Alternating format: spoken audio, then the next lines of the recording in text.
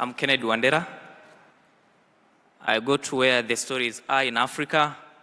So I just want to briefly speak on amplifying African voices through storytelling.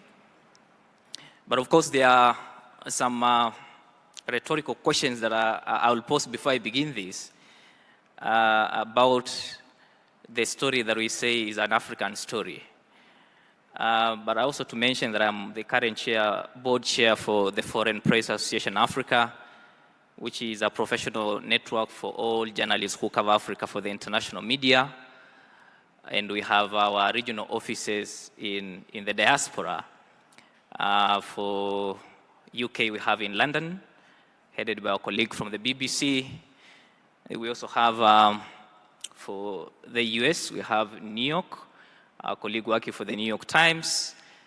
We have one based in Germany, in Berlin, working for DW. And then, of course, we have other regional representatives of our colleagues covering Africa in their regions according to how the African Union is demarcated. Now, the question that I want to pose here is, we have 55 African countries, the 55th African country being Morocco, which rejoined the African Union after the absence of 30 years.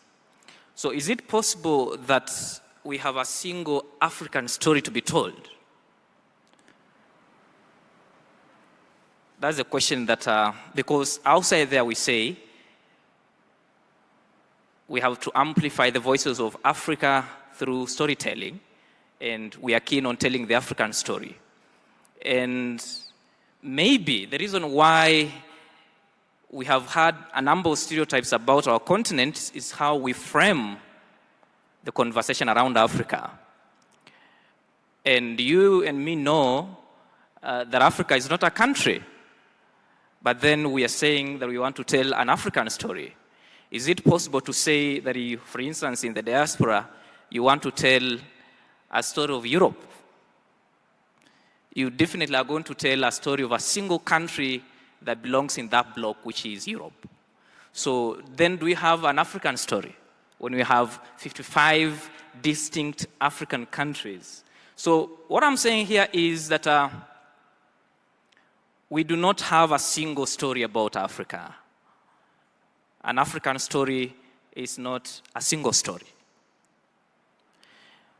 Now, back to the conversation that we are having here, now that it has been framed as an African story. Amplifying African voices through storytelling requires a nuanced approach that respects the context and authenticity of the narrative we present.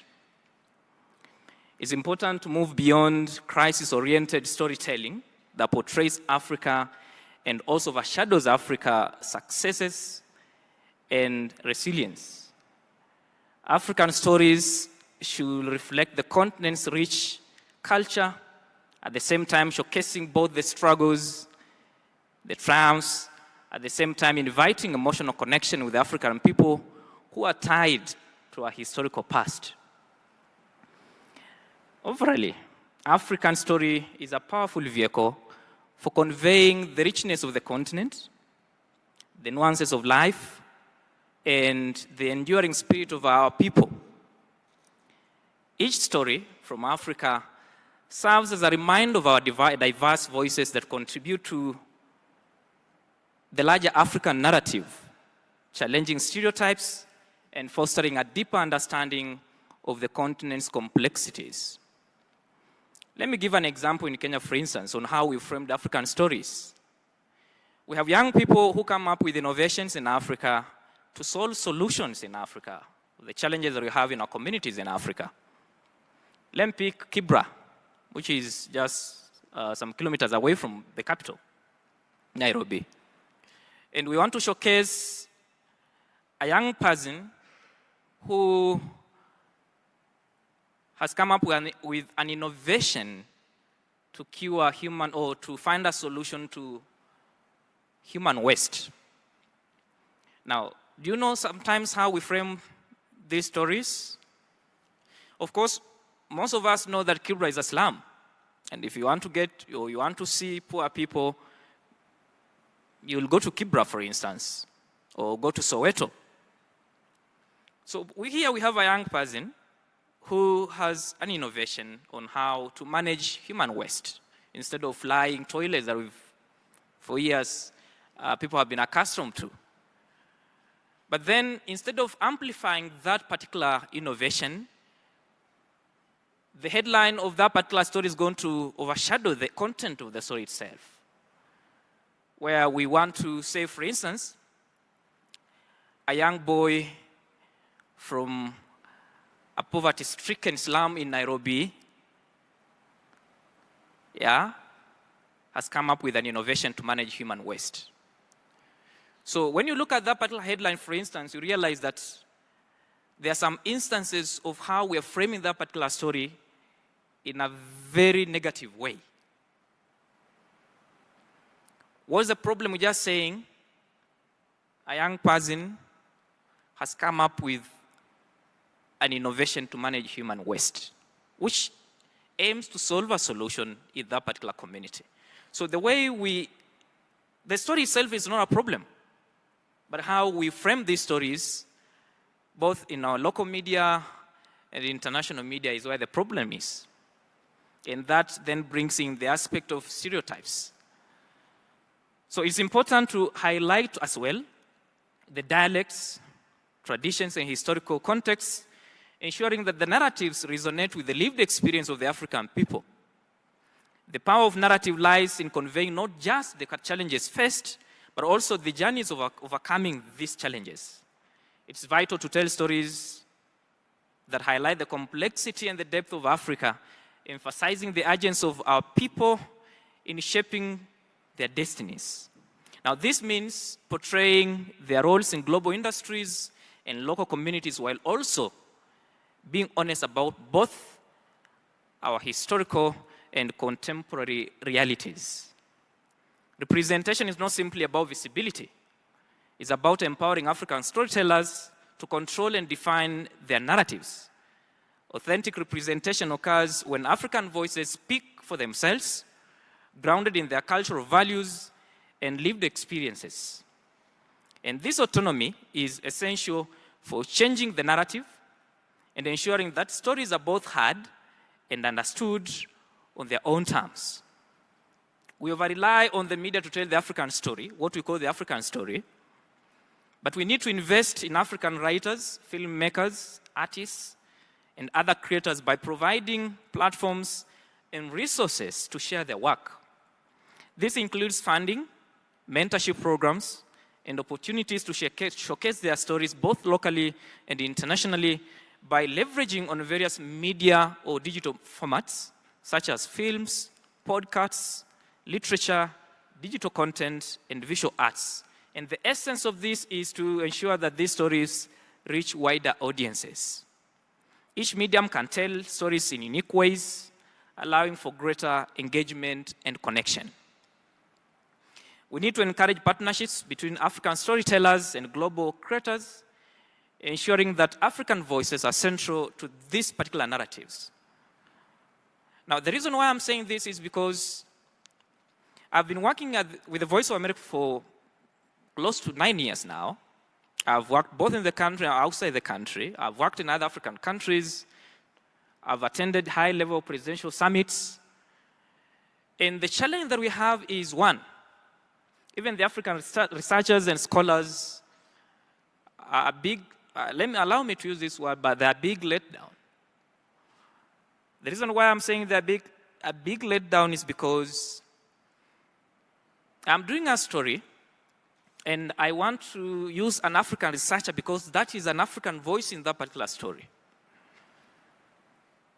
I write an email to them that I will want to get your comments on this particular story. They pick the call or they respond to the email, but when you have a few hours to go on air or a few days to go on air, they don't show up. Remember, there's someone at Chatham House who is following Africa from Chatham House, or someone else who is following Africa from maybe Berlin. And these people, when you call them, they are going to be available. So sometimes we're not available to give the African voices to the stories that we tell about Africa. But other people outside the continent are keen to speak about the African stories. So look, we have a story about Africa, but then you get someone from outside Africa to comment on a story that belongs to Africa. So that is a challenge sometimes you see even in the international media. You say, oh, the international media is trying to negatively portray Africa. But if you're not available to speak as an African voice in that particular story, how then do you end up blaming journalists or blaming the international media that they're negatively portraying Africa? So involvement of scholars and researchers can enrich these narratives, allowing for deeper insights and a more comprehensive understanding of the stories that we tell about Africa. Ownership of the narratives goes beyond creative freedom. It involves having tools and platforms to share stories globally. But without ownership, African stories risk misrepresentation or erasure. Therefore, investing in African media and creative industries is crucial, as it enables storytellers to represent their cultures and write authentic stories about Africa. And that's the reason why we have this particular summit here, Jasiri Network from the diaspora. At least each one of us belongs to an African country here. It's not just about networking. It's about using your networks to connect each one of you to where there are opportunities. If you cannot connect each one of you or each other to opportunities that we have in your place, then it becomes increasingly difficult for us to tell an African story and to spend our time talking about Ubuntu, which then connects us to a historical past. The narratives of historical achievements about Africa, the innovations of young people, is central to telling the African story. So I believe if we are able to tell an African story from an authentic way, avoiding all these stereotypes, understanding that Africa belongs to 55 African countries and Africa is not a single country, then we are in a position to understand that we can tell 55 African stories that are distinct, that really represent Africa as it is. So my brothers and sisters of the continent, we have a larger duty to ensure that we are telling stories about Africa that really represent Africa from our own perspective. And that's the conversation that we're having here, and ensuring that the voices of the African peoples belong to the stories that we tell. The picture that you take must come close to the story, where the story, that particular story is. And Cliff will tell you that it's important to put a picture to where that story belongs. You cannot, for instance, we had a conversation some times back where there was a story about monkeypox in London. But then the images that they're using are from DRC.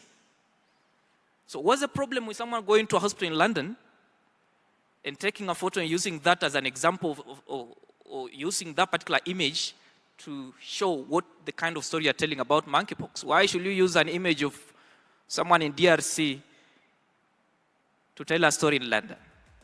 Thank you.